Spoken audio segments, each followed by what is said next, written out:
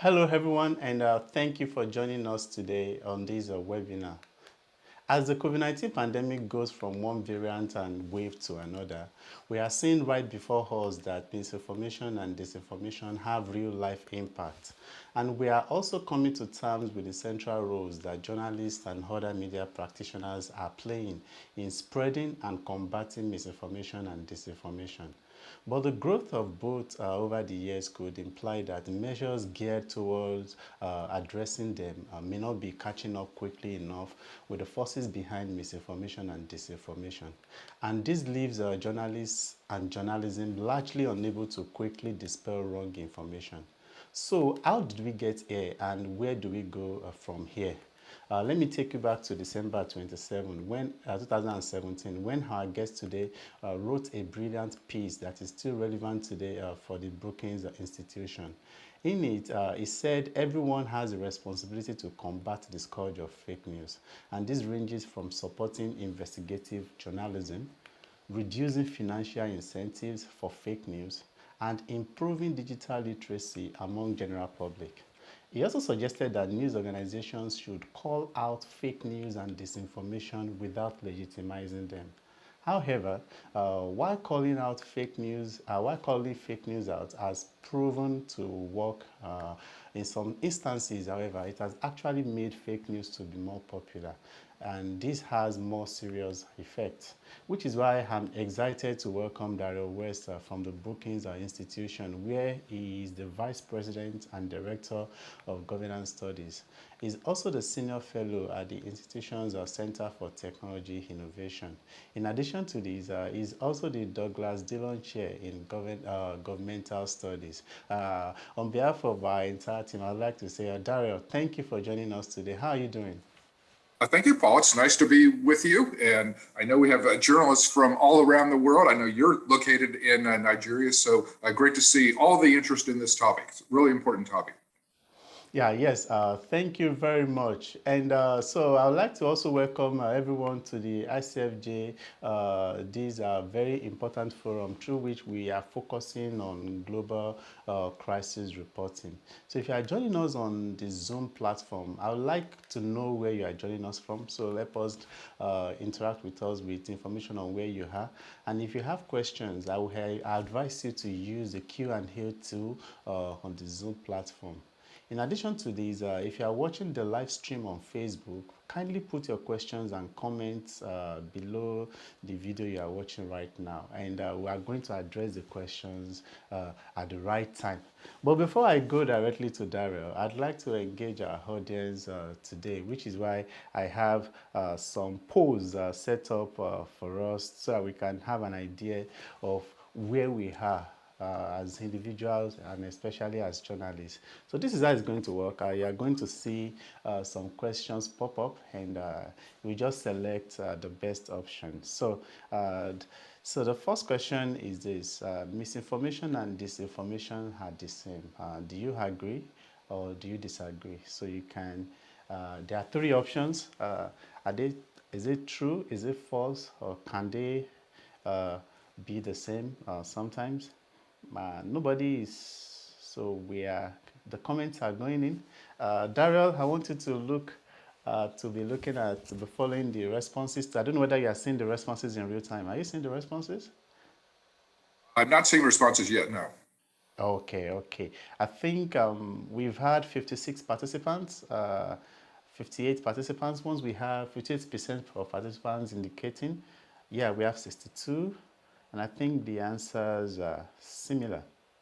So I will end the poll right now. So the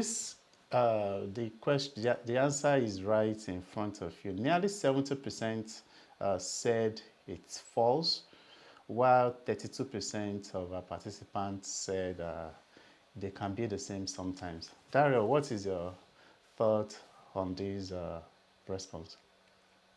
I mean, I do distinguish those two concepts. I generally think about disinformation as systematic and organized efforts to spread false information by government entities, whereas misinformation is basically spreading systematic and organized efforts to spread false information by domestic actors. So I think it's useful to distinguish those two because they tend to be different. The people spreading the false information have different incentives for doing so. And if we want to think about possible remedies, there are probably different things we need to do to combat disinformation than misinformation. Yes, I do agree. And it's something that's actually consistent, whichever way you look at it, regarding how people perceive misinformation and disinformation. Why do you think it's for people that are not actively studying what the etymology, putting the words together, why do you think it's really, really difficult separating one from the other? Well, they're similar in the sense that they both represent systematic and organized efforts to spread false information. And so I think that sometimes lead people to think that they're the same. But I believe just in kind of looking historically, as well as looking at problems we're seeing on the contemporary scene, that when government agencies do it, they're really doing it oftentimes either to disrupt their own societies or as a tool of foreign policy. There are foreign objectives that they have in mind, and disinformation then becomes a way to achieve those objectives. When it's domestic actors who are doing it, oftentimes they're doing it either to divide their own societies or to somehow advance their own political agenda, their own partisan interests, perhaps their own economic interests. So I think it's a useful distinction just because there are different mechanisms by which the false information gets spread, and the way that we can think about remedying them tends to be a little bit different as well. Oh, yes. Our audience, we have another question coming up now. So the question is this, which of the two do you consider to be more serious? Is it misinformation or disinformation, or do you consider them to be equal? So let me tell you what is happening from my hand. Sometimes it's disinformation go the bar becomes so long, then it shortens back to their equal. And sometimes we are seeing some individuals mentioning misinformation. So we have 72% of our participants already giving their responses already. So I think I'll stop that so that I can have Darrell's feedback on what our members are saying. I think that's a great question. I mean, personally, I view both of them as very serious just because they're very disruptive. As you pointed out on the COVID case, I mean, all of the misinformation and disinformation that got spread in regard to vaccinations had real public health consequences. Like people died because they refused to get vaccinated. So there can be terrible consequences that emerge from either. I think with disinformation, the thing I worry the most about is when you have government entities spreading false information. If you have the full power and the financial resources of a government engaging in that, it can really be very devastating just because if they're really putting a lot of effort into it, it becomes difficult to combat because it's very systematic and it's very organized. Oftentimes it can achieve great impact. And so it's something that we do have to worry about. With domestic actors, they often don't have the same resources that a government would have. So some people might conclude that that is less worrisome and less problematic. But in one respect, it's actually worse because it's divisions, it's false information being spread by our own people. If Russia is spreading false information in order to disrupt the United States, you can understand that from a geopolitical standpoint and from a foreign policy standpoint. When I see Americans spreading false information about a stolen election or climate change or COVID vaccinations, that worries me because it's my own fellow citizens who are engaging that behavior. And that's the type of thing that actually breeds a lot of mistrust within societies. It becomes difficult for politicians to deal with that because social divisions get intensified. So misinformation, I think, is dangerous in a different sort of way, but can be highly problematic as well. Yeah, so looking at the response now, it seems to be that journalists are more worried about disinformation. Uh, more than misinformation. Does this have to do with the intentional nature of disinformation over potential unknown aspects of misinformation? For instance, we have people that are spreading wrong information that they may not be aware of, that may not be intentional. Does this play out in terms of defining how severe this problem is? I think that's a great issue, and I can certainly understand why people are concerned about disinformation. Like every country, regardless of what part of the world you're in, does not like it when other nations are interfering in their own affairs or disrupting their society. Like there's just, the motivation for another government to try and mess things up in another country, it's just, I think that strikes everybody as wrong and very objectionable. But we do have to understand that what people within various countries have learned is when some countries have engaged in this type of behavior, they realize I can do the same thing. Like if I'm a Republican in the United States and I can spread false information in a way that hurts Democrats, then foreign governments have basically taught everybody how to engage in that behavior. So there can be really negative consequences that emerge from each of them, even though they operate in different sorts of ways. Yes, the next question I have for our audience has to do with personal experience. So which of the two, disinformation or misinformation, have you personally encountered? And while the quick answers are coming in, if you would like to share your personal disinformation experience briefly, you can just raise up your hand and I'll allow you to talk. So if you would like to share your personal disinformation or misinformation experience, you can be part of this conversation today. We have, so I'll give some time for our response. So if you are not on the Zoom platform, if you're on Facebook, you can also be putting your contributions in the comment box and we'll also get to share them. So I'll hand it here so I can share the results. Before I show Darrell your results, which of these two do you think is easier to encounter? I mean, as somebody who studies both disinformation and misinformation, I encounter each of them all the time. And certainly with the United States, we've seen examples of that. There's a lot of concern here following our 2016 election that produced Donald Trump about Russian disinformation, the spread lies. One of my favorite examples there was misinformation spread that the Pope actually had endorsed Donald Trump. Trump was interested in getting the working class Catholic vote. And so that information was spread. And, it's just very disruptive of an election process to see stuff like that. But then domestically, during the COVID pandemic, we have all sorts of misinformation that has been spread by fellow Americans about vaccinations, that they're not safe, that you should worry about them. There might be long-term negative health consequences. And in the United States, we still have a third of our population that is not vaccinated.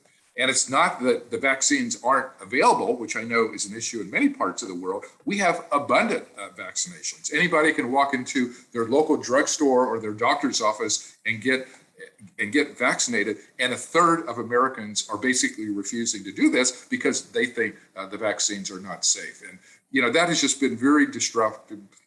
It's harmed our economy. It creates ill will. Like people who are vaccinated feel like their health is endangered by people who are not being vaccinated. So I see both of them in the United States, and they each have been problematic in very different ways. So we have around. Following, your hand is raised. Can you share your personal experience? Thank you very much for this opportunity. I really commend the organization for coming up with this to bring to the front burner the challenges of misinformation and disinformation.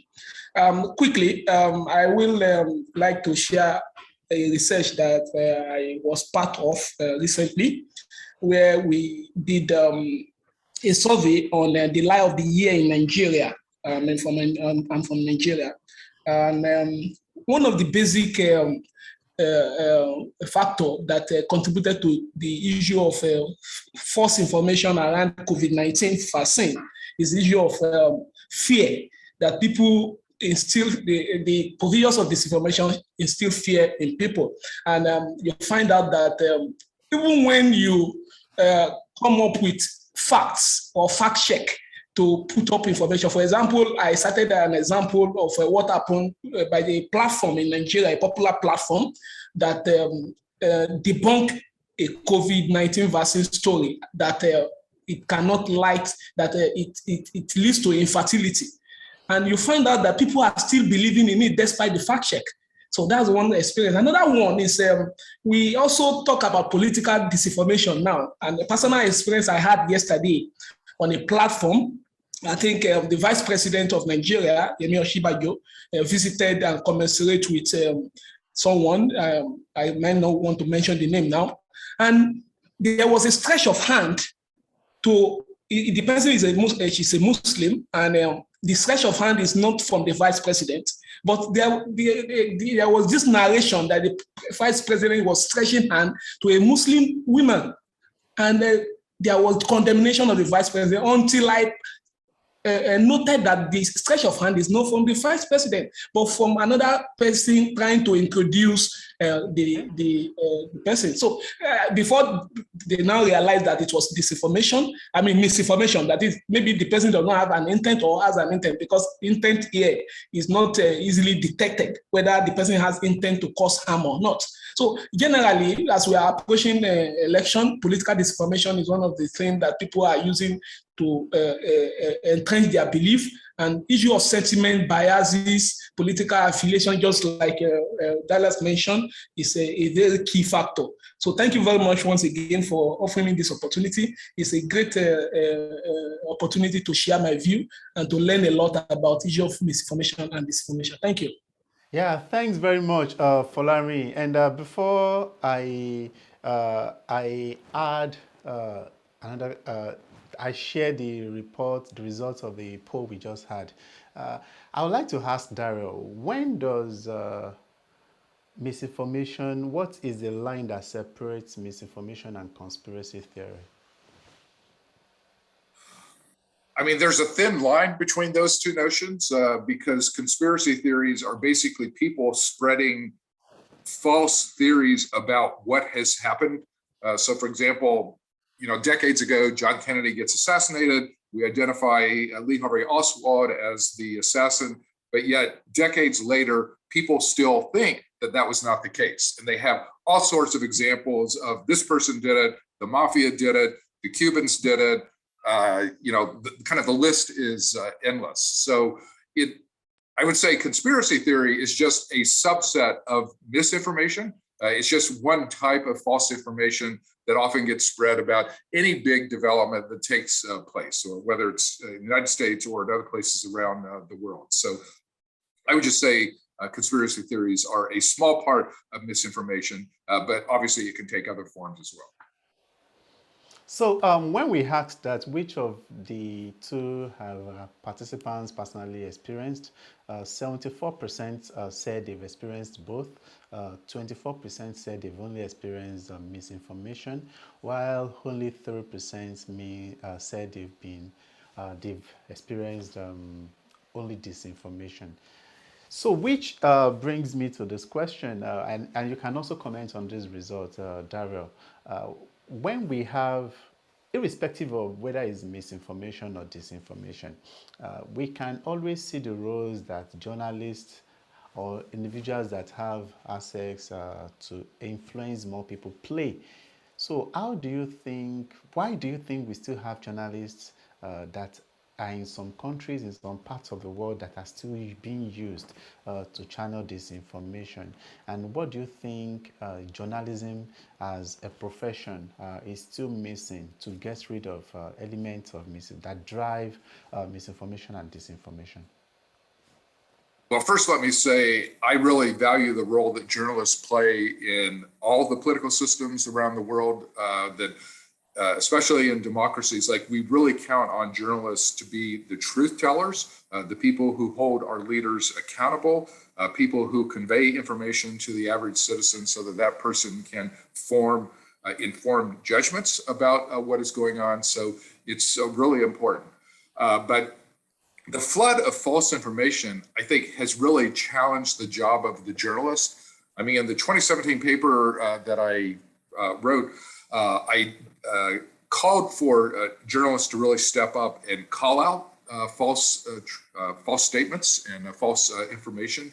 But we all recognize that it's becoming a one-sided battle. Like a newspaper reporter could write one story complaining about, the example that was just given that, vaccines don't cause infertility. And there may be a number of people who read that. But then on social media platforms, there's so much other information counter to that gets spread that it seems like a one-sided battle, and journalists are losing the battle, that they simply don't have the resources or the breadth of audience to dispel the false information. And it really shows why this is such a problem in a digital world, because there have been so many fundamental changes in information transmission. The low cost of spreading information, the existence of social media platforms that make it easy, the instantaneous communication of material all around the world, the breadth of the dissemination that goes way beyond what any newspaper article can reach. And then perhaps most worrisome, the role of automated bots in spreading false information on social media sites. So it's not like even a human has to press share and transmit the information. There are robotic algorithms that are doing this on an automated basis. So it is a real challenge for journalists. I think in many places, we're seeing the rise of authoritarianism in many countries. There have been a number of military coups just over the past year. I'm personally worried about what's happening in the United States. We have some undemocratic features that have been arising in our own political system. So this is just a big challenge. We all have to stay focused on it. I think the role of journalists is absolutely critical, but there are also things government needs to do, the tech companies need to do. There are things people need to do to protect themselves against false information. So in that 2017 paper, which people can read on the Brookings website at brookings.edu, I kind of lay out a comprehensive agenda that we need to do to really combat fake news and false information in a variety of different ways. We'll get to that paper in just a bit. There is, I think, what I consider to be a true test of journalists' ability to combat misinformation or disinformation was how the media, the news industry responded to this. It looked ridiculous when it happened, but it was actually a major moment. So we all know the story. Let's watch the clip again, and I'll ask Darrell a couple of questions. With a tremendous, whether it's ultraviolet or just very powerful light. And I think you said that hasn't been checked, but you're going to test it. And then I said, supposing you brought the light inside the body, which you can do either through the skin or in some other way. And I think you said you're going to test that too. Sounds interesting. Right, and then I see the disinfectant, where it knocks it out in a minute, 1 minute. And is there a way we can do something like that by injection inside or almost a cleaning? Because you see it gets on the lungs and it does a tremendous number of the lungs. So it'd be interesting to check that. So that you're going to have to use medical doctors with. But it sounds interesting to me. The new headline is Trump asks people to go outside. That's dangerous. Here we go. Same old group. You ready? I hope people enjoy the sun.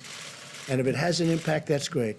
I'm just hearing this, not really for the first time. I mean, there's been a rumor that, a very nice rumor that you go outside in the sun or you have heat and it does have an effect on other viruses. But now we get it from one of the great laboratories of the world, I have to say. Covers a lot more territory than just this. This is probably an easy thing, relatively speaking, for you. I would like you to speak to the medical doctors to see if there's any way that you can apply light and heat to cure.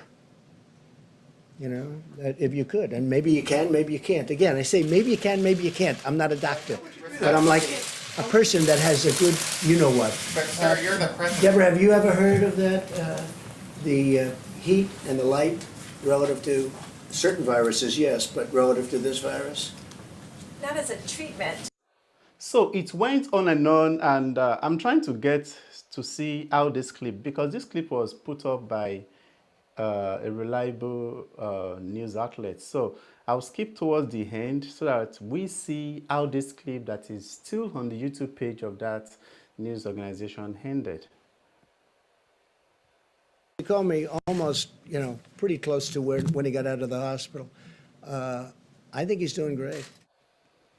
Yeah, it ended with nothing. Supposing we hit the body. The clip ended with nothing to address the misinformation. It ended just as the information was shared, and it's still live on YouTube. I think it had over 2 million views the last time I checked, and this was how several news organizations actually handled it. So it wasn't surprising when a few weeks later, I personally wrote a story on the effect, and we actually saw some people actually drank bleach.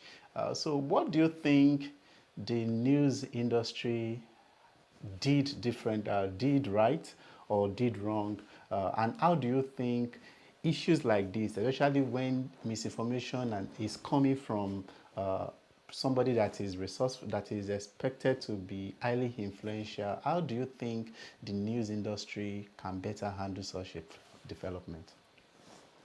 Well, first, I just want to say the obvious. That was a completely embarrassing video clip from the President of the United States because virtually everything he said was completely inaccurate. So I think in situations like that, where a major political leader is just saying something that is completely false, reporters can report that, but then note why that is factually inaccurate. And, you know, there's no serious medical expert that supported the things that President Trump was saying there. And so we have to be careful not for journalists not to become a platform for spreading false information in the reporting of the news. And so kind of pairing the report with a rebuttal of what the president said, including drawing on other medical experts or other people with the credibility to confront that type of information, I think would be very important.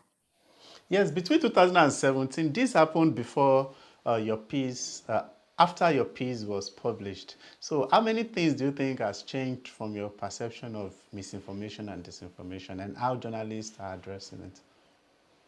Well, that my piece was published 5 years ago, and so obviously many things have changed since then. Unfortunately, the problem actually is worse. I mean, I actually reread the paper this morning after not having read it for a while, and it's shocking how much worse the problems of misinformation and disinformation have gotten just in the last 5 years.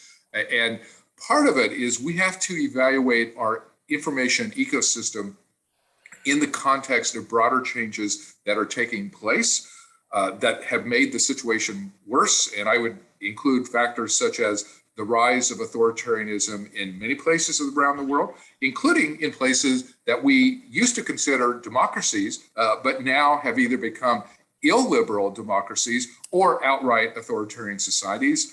The reality of social divisions based on race, ethnicity, gender, national origin, and religion is a bigger problem today.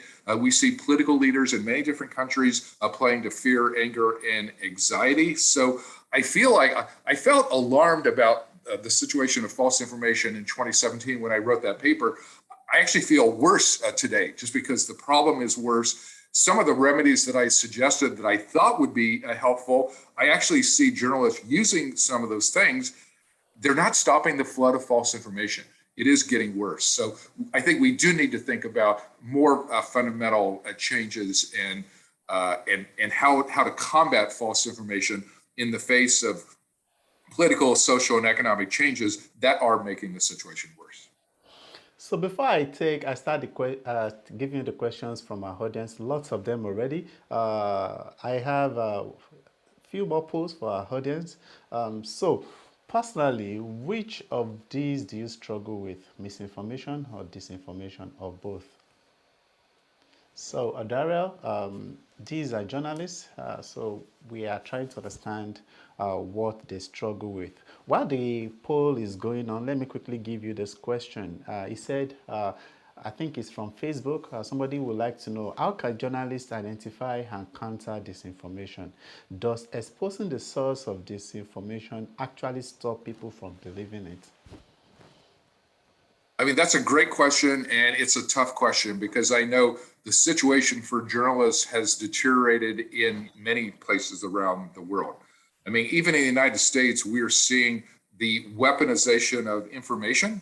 You know, it used to be journalists had more of a right to report on the information.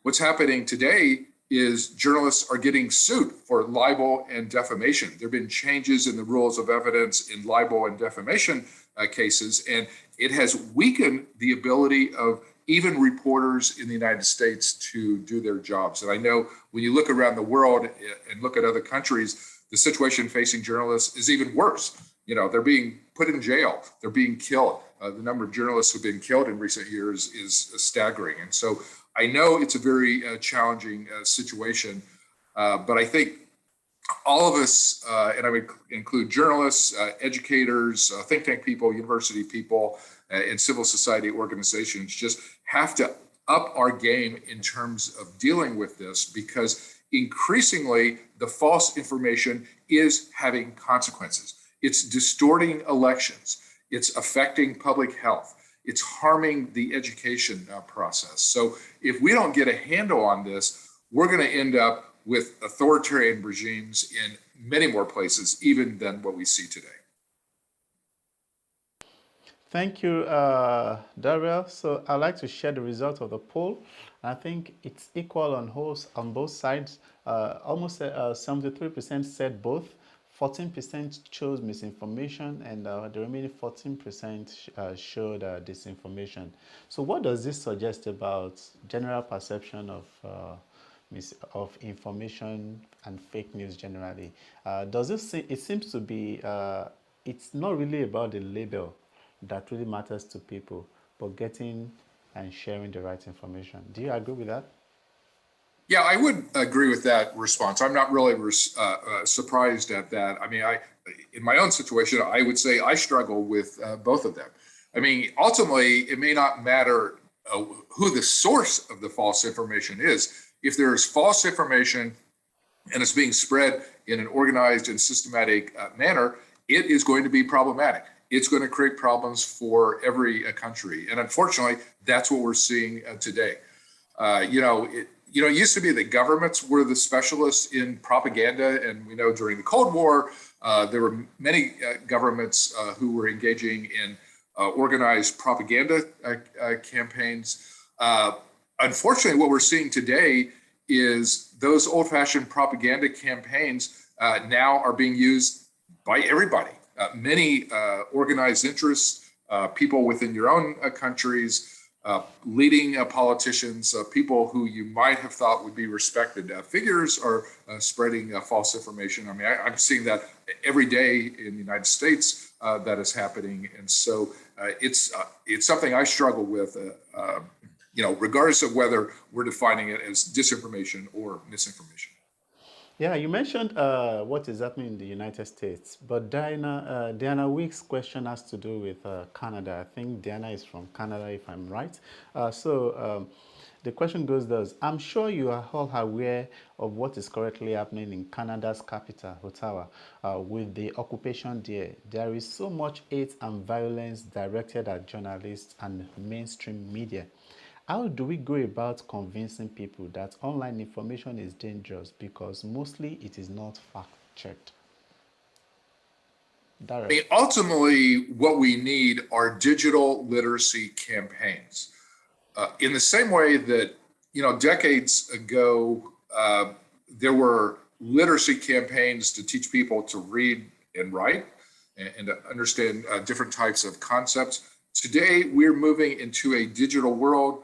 Much of the information acquisition that people are getting is from online sources or social media platforms. They are eclipsing more traditional sources of information. People have to learn how to evaluate information. And so we need digital literacy campaigns that teach people about the particular risks of a digital world, the risks of the internet, the risks of social media platforms, and how we can go about evaluating sources of information. I mean, the problem is, when you go on a social media site and, one of your friends or acquaintances might have liked a story and then shared it with you, what we have to do is think about the source of that information. Like, how objective is that source? Is it a trusted source? Is it a source that you haven't heard of? Like here, we're seeing fake news sites set up that actually look like newspapers, but they're not real newspapers. They're fake sites that are set up to look like newspapers, and then that becomes a vehicle to spread false information. So just figuring out how to spot fake sites, how to evaluate information, those are skills that I believe are going to be equally important to the traditional skills of reading, writing, and arithmetic. Learning how to evaluate digital information is going to be important. Unfortunately, that is only a long-term solution. Like, that does not help us today. It doesn't help us tomorrow. It doesn't help us next week. But in the long run, digital literacy just has to improve in order to help people understand how false information gets spread. Thank you. There is a question about defining disinformation. It does. So I think it's from Folarin. When you said domestic actors, do you mean state actor? And what about issue of intent to cause harm, to differentiate this disinformation and misinformation? What do you think? Yeah, when I'm saying domestic actors, I mean non-governmental actors within your own country. So it could be political parties, it could be interest groups, it could be voluntary associations, could be trade associations, could be business groups, could be ordinary people who have banded together because they're worried about some issue. So I think the key distinction is there are government entities that are spreading information either internationally or domestically. And then there are non-government entities that have basically learned how to do it. It used to be, it was government agencies that spread propaganda, but now we all can see how it's done and actually how easy it is and how inexpensive it is. And so everybody else is basically replicating what governments used to do. And it worries me a lot because I think it really breeds a lot of mistrust and suspicion within individual societies when it's our own fellow country people engaging in this type of behavior. I mean, it's well known how polarization and extremism has risen in the United States. There's a lot of mistrust between Republicans and Democrats. But when parties and interest groups and ordinary people are spreading false information, it really disrupts the political system, because when you see your opponents engaging in behavior that you think is completely out of bounds and completely false, you're not going to trust them. And when you see a deterioration of trust within a society, that is devastating. It becomes hard to solve problems, to bridge political divides, to resolve conflict when people do not trust one another. And the problem with false information is it is breaking down those social bonds and those levels of trust that you need in any kind of political system. Yes, Chidera would like to know, why does misinformation and disinformation seem to spread faster? Because it's easy to do. The technology has changed in such fundamental ways. Any ordinary person can become a broadcaster in the sense that on your social media site, you can take false information that you yourself believe, spread it to your friends, encourage them to spread it among their friends. If you're very sophisticated, you can have automated bots that transmit the information. These are all relatively low budget things. It used to be to organize a systematic propaganda campaign, it would take a lot of money, a lot of people to do it. With social media sites, we've removed the barriers to entry to the field of propaganda. Anybody can do it. It's inexpensive. It can happen fast. It's an instantaneous process, and you can get broad dissemination. We all know either stories or videos that have gone viral within a matter of hours and reached hundreds of thousands of people or even millions of people. Yes, one of the ways that the journalism ecosystem seemed to be interested in addressing this issue of misinformation and disinformation was the introduction of fact-checking. But we've seen another trend in which, and this is encapsulated in Christina's question, labeling fact-checking initiatives as evidence of the bias of the media. So Christina, famous question goes thus. I noticed that people see journalistic fact-checking projects as more indication that mainstream media is pushing a certain agenda. What can be done about this, in your opinion? I mean, this is just part of, there's a decline of trust in journalists in many countries, but there's also a decline of trust in experts. I mean, I work at a think tank, and I kind of grew up in a world where people trusted the experts to report facts and be objective and, give their reasoned views about things. People don't trust experts anymore. They don't trust political elites. They think elites have rigged the system in their own favor and have screwed over the average person. And by the way, there is some truth to that. It's not like that's an unrealistic claim. But when you combine all these things, like the loss of faith in objectivity, the challenges to expertise, the decline in trust of journalists, societies are based on organizations that hold leaders accountable, that improve transparency, that transmit knowledge.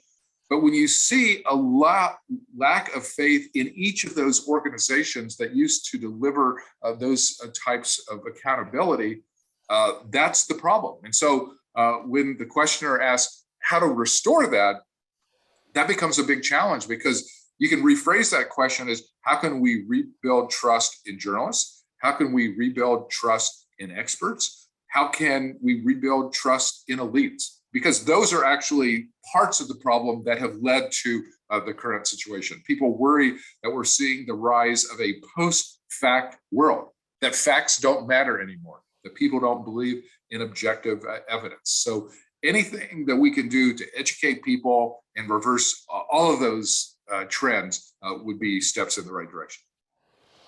Thank you. Janica is asking, I think, a very relevant question too. The question goes thus. Is it even possible to separate the spread of misinformation or disinformation from the rise of anti-expert and anti-press sentiment? Yeah, all those things are interrelated. I mean, the problem today is we are seeing worrisome developments in technology, in journalism, in political systems, in geopolitics, and they're all interacting in ways that make each of those individual problems worse. So we're seeing a loss of accountability in many political systems. Now, journalists could fill that void. They could engage in fact checks and engage in investigative reporting. But then if people don't trust the messenger, it's hard for that message to really get through to people. So I think the world is just facing a major governance challenge on many different fronts. And we're seeing authoritarianism take place in a number of different countries. We're seeing countries that used to be democratic turn far less democratic. We're seeing democratically elected governments overturned via military coups. And so misinformation and disinformation are part of what is making all those things possible. Like, if you don't have facts that people accept, or where there's universal agreement on basic facts, it really erodes society as a whole, and it completely undermines political systems. Yes, lots of questions are still coming. But before, I will take another question. But before that, I the last poll that I have for participants is going up now. Which of these, misinformation or disinformation, do you consider to be a crisis? Do you consider misinformation to be a crisis? Do you consider disinformation to be a crisis, or do you consider both to be a crisis? While the answers are coming in, I would like to combine three questions into one for Darrell. They are from Marina and Hayaz and an anonymous attendee. It's about disinformation and its status as a propaganda. So is disinformation a tool used for propaganda, or is it propaganda itself? And the other aspect of the question, is, do you believe in weaponization of social media for the fast spread of misinformation and disinformation? Well, in the second part of that question, yes, we definitely need more regulation of social media platforms. Over the last few decades, most governments have had a pretty libertarian stance on social media platforms. The whole technology sector is subject to less regulation than most other sectors. Like if you look at finance, healthcare, education, like virtually every country around the world has lots of rules, regulations, and policies to govern what happens there. With technology, a lot of countries decided years ago not to be very heavy-handed on the regulation because it was new technology, it was a new sector, people weren't sure exactly how it was going to unfold. And so we didn't really regulate it very heavily. Now we're seeing the negative consequences that have flowed from the fact that we haven't regulated that sector. We have basically relegated important decisions about our society, our political system, and our communications network to private actors that are motivated by profit, that are basically developing tools and AI and algorithms that maximize sharing. And what is it that maximizes sharing? Making people angry. And so we've kind of built in incentives for bad behavior. And so we're at the point in the United States where there is, I wrote a book about AI entitled Turning Point last year. We have a chapter called Techlash, the backlash against the technology sector. Over the last few years, we're seeing a techlash in the United States where people are seeing all these problems, misinformation, disinformation, the large size, the political power of the tech platforms. We're going to move towards more regulation in the United States. The European Union already is doing that. President Biden has actually appointed a number of pretty tough-minded people to leading government regulatory agencies. And so I'm confident there's going to be more regulation. The trick is to figure out how to do it, how to kind of do it in ways that are effective in addressing the problems that we are talking about today. Yes, thank you very much. So the result of our poll on participants' perception of misinformation and disinformation as a crisis. 73% agree that it's a crisis. 23% believe that disinformation is a bigger crisis, while only 5% believe that misinformation is a crisis. So addressing this, which one do you consider to be a bigger crisis? I would be in the category of both. I think both have reached a crisis point. Both have gotten worse. Both are more prevalent. They're more widely used. There are more resources behind them. I mean, they're both systematic and organized efforts. And we can see the consequences in terms of race relations in many countries, the relationships between ethnic groups, differences based on religion are becoming more problematic in a lot of different places. I mean, we can just see the consequences of all this false information. Yes, thank you very much. Considering how I personally decided that this issue is actually a major crisis, I'd like to share I'd like to share my screen and show you something. There is this really good tool that Google has, and it shows you how disinformation has been increasingly becoming popular. And as you can see, over the years, we began to see disinformation popularity increasing in terms of usage, and We saw these increasing over the years, and it went a little bit low in 2000, but it's beginning to peak again, and it's increasingly becoming an issue. And if you now go to, if you go to um, misinformation, just change that to misinformation. Uh, a similar trend is also happening. As you can see, misinformation is also on the rise. So these are tools that you can actually use for you to see the trend. So if you look at this graph of both, do you see current tools to address misinformation and disinformation actually being effective, or playing, or are they actually making any change in addressing these issues? Darrell. Yeah, those graphs are very powerful representations of what we've been talking about. And clearly, all these problems have gotten much worse.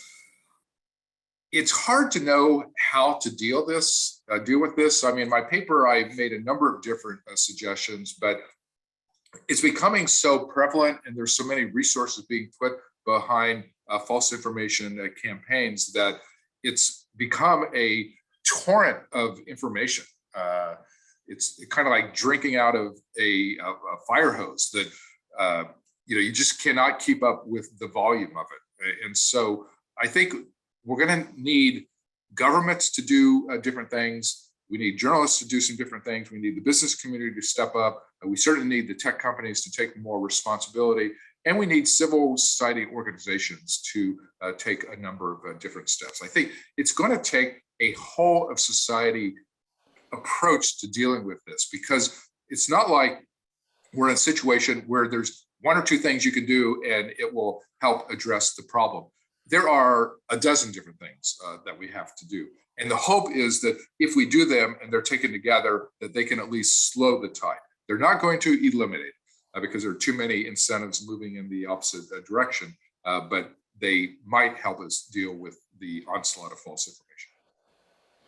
Yes, thank you very much. Lots of questions, really good questions. So thank you very much for our participants for getting these questions across, even though we are running out of time. The next question is from Kristanto Hartadi, who is from Indonesia. The question writes, in Indonesia, the Electronic Information and Transaction Law stipulates severe criminal penalties for perpetrators of hoaxes, slander, and defamation through social media or the internet.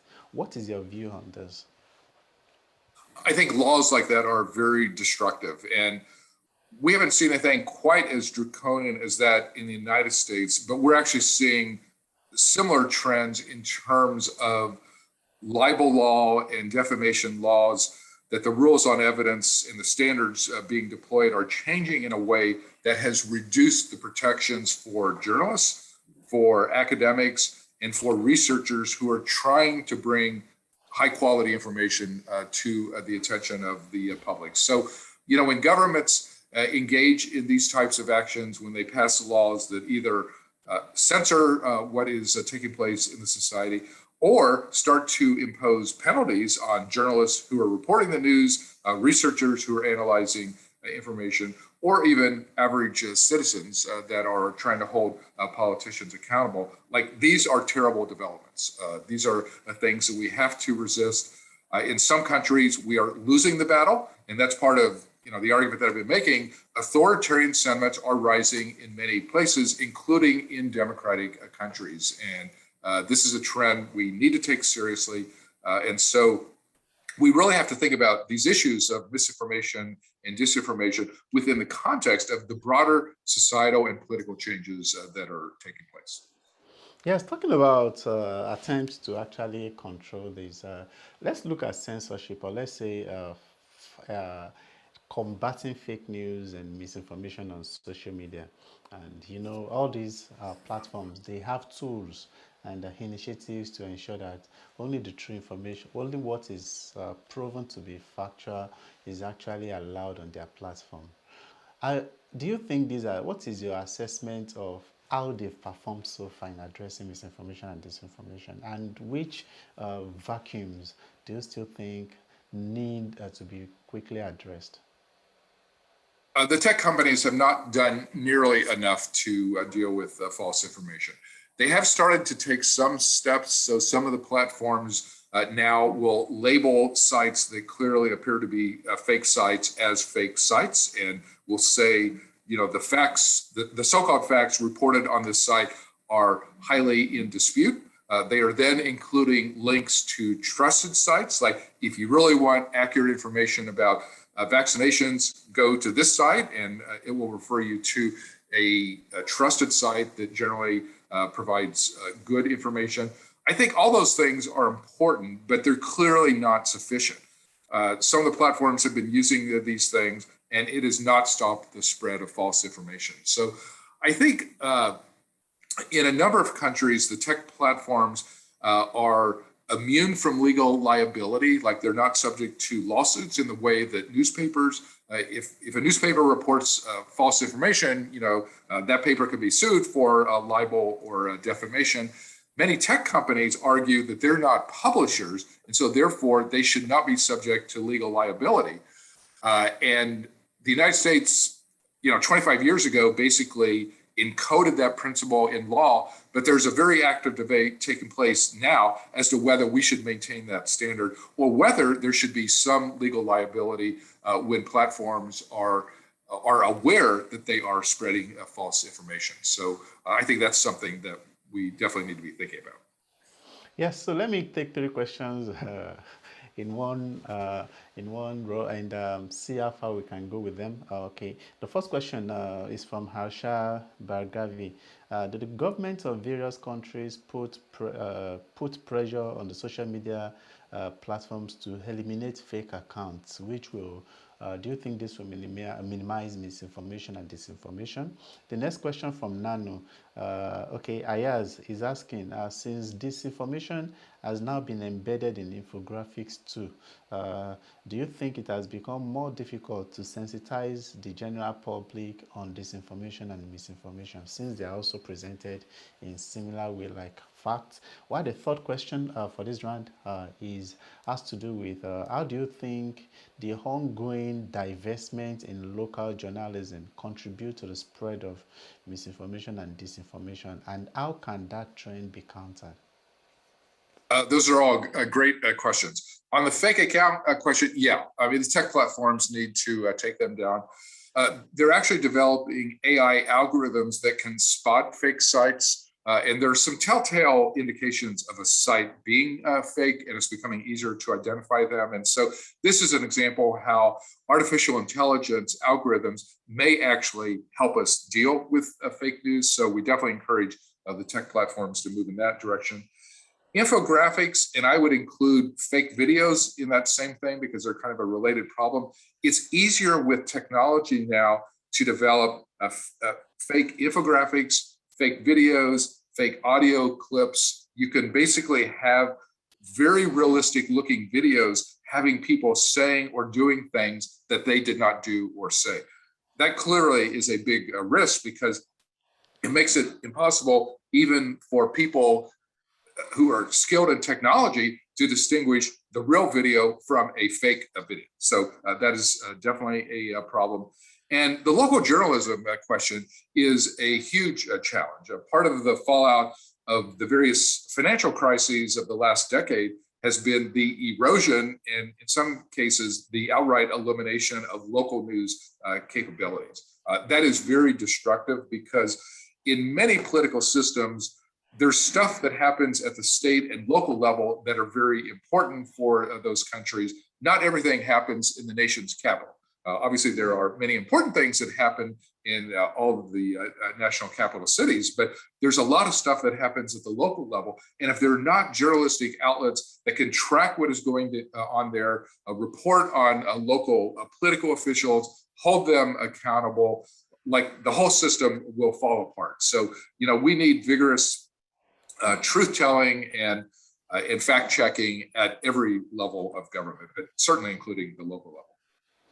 Yeah, thank you very much. The last question I think I would like to take today is from Lodan. Lodan would like to ask, what is your opinion on paywalls that many top and reliable media organizations are putting up since people from low-income countries are unable to access this credible information from trusted sources. So what do you think is the role of paywalls, and how do you think we can address paywalls in the context of combating and tackling misinformation and disinformation?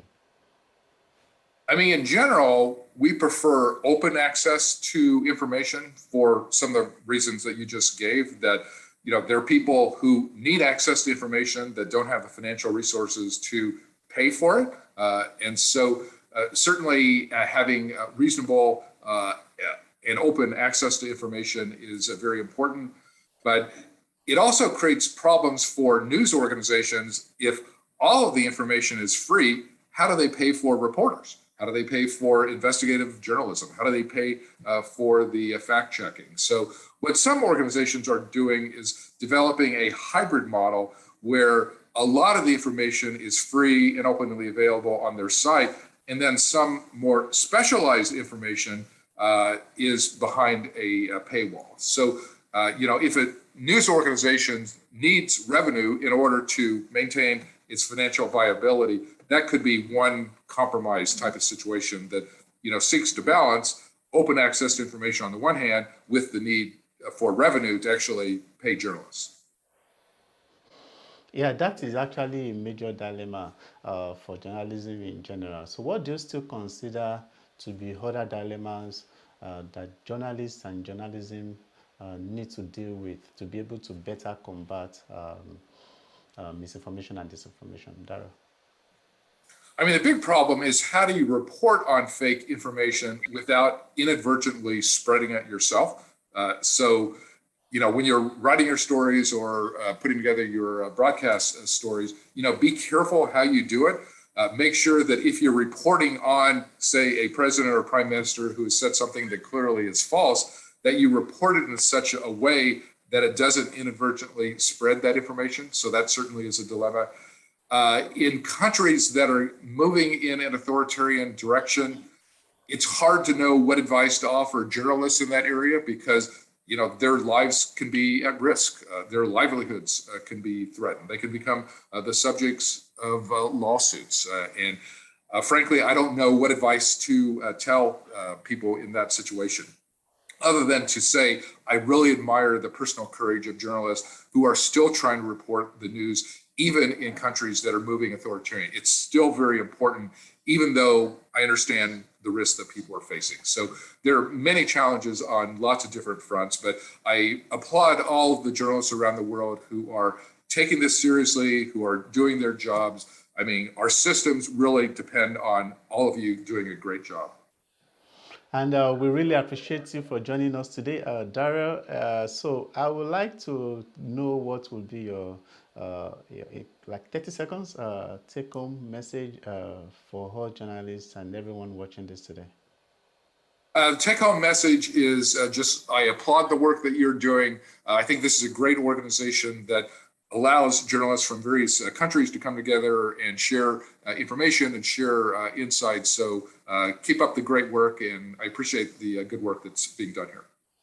Yes, thank you very much for joining us today. And this webinar is part of a series of webinars that we are putting together by the International Center for Journalists through the ICFJ Pamela Howard Forum on Global Crisis Reporting.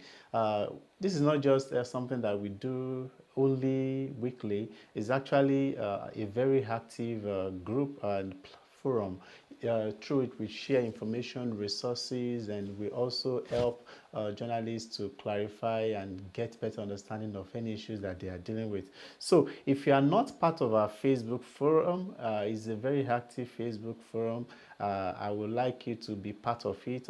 Instead of asking you to go and start looking for the group on Facebook, I'm putting the link directly now So just click the link, and just click the link. It will take you to the Facebook group directly.